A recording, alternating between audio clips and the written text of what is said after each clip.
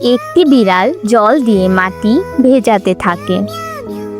সে মাটিতে ফুল গাছ লাগিয়ে নেয় আর গাছগুলোতে জল দিতে থাকে। তারপর সে টুকটুক করে হাঁটতে থাকে। ক্ষেত থেকে সে অনেক রকমের সবজি তুলে নেয়। সবজিগুলো নিয়ে সে বাড়ির দিকে ফিরতে থাকে।